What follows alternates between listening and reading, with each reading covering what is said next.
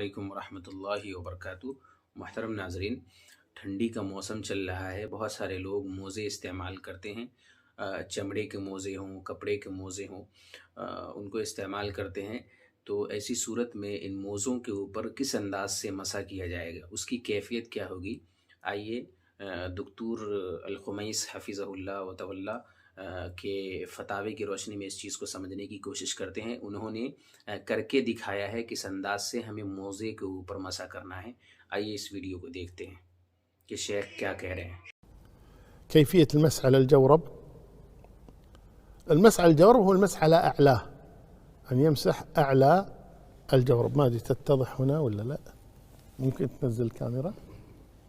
يعني بعد أن يبلل كفيه بالماء هكذا، يبلل كفيه بالماء، ينزل بكفيه هكذا على قدميه هكذا بس. وممكن اليمنى أولا واليسرى ثانيا، أو اليسرى قبل اليمنى، ما يضر إن شاء الله تعالى.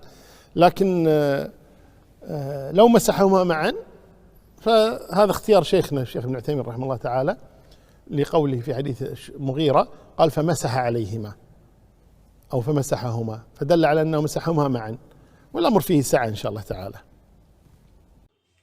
ये शेख डॉक्टर अल-खुमैस हैं। ये फरमा रहे हैं कि सबसे पहले अपने हाथ में पानी लेंगे और उसके बाद उस पानी को लेकर दोनों पैर के ऊपर के हिस्से पर मसा करेंगे। और किस अंदाज से करेंगे उन्होंने वीडियो में दिखाया है, आपने देखा होगा।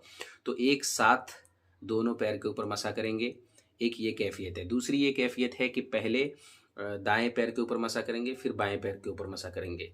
तीसरी ये कैफियत है कि पहले बाएं के ऊपर भी कर सकते हैं और उसके बाद दाएं के ऊपर कर सकते हैं। ये भी जायज़ सूरत है। लेकिन शेखुल इस्लाम इब्न तैमिया रहमहुल्लाह जो हैं वो इस चीज़ को पसंद करते हैं। उनका ये मज़हब है कि दोनों पैर के ऊपर एक साथ मसा किया जाए। खैर, इस मामले के अंदर कुशादगी है कि कोई इंसान एक साथ भी दोनों पैर का मसा कर सकता है और पहले दाएं पैर का मसा भी कर सकता है और फिर बाद में बाएं पैर का, या पहले बाएं पैर का और बाद में दाएं पैर का। ये तमाम की तमाम सूरतें जायज़ है। लेकिन अल्लामा इब्न बाज़ रहमहुल्लाह वगैरह हैं, वो दाएं पैर को राजिह करार देते हैं कि पहले दाएं पैर का मसा किया जाए, उसके बाद बाएं पैर का मसा किया जाए। तो ये उलमा के फ़तावे हैं। खैर, जो कैफ़ियत होनी चाहिए उस कैफ़ियत को आपने देखा, इस अंदाज़ से मोज़े पर मसा होना चाहिए। उम्मीद करता हूँ कि ये बातें आपको समझ में आई होंगी।